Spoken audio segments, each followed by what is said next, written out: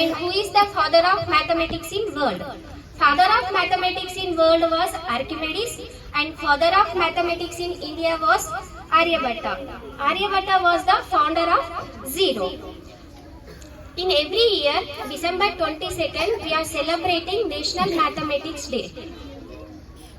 It's first observed on February 26, 2012. Former Prime Minister Dr. Manmohan Singh announced this day as National Mathematics Day. Srinivasa Ramanujan was born on 22nd December 1887 at Erode, and he was died on 26th February 1920 at Kumbakonam due to severe health issues.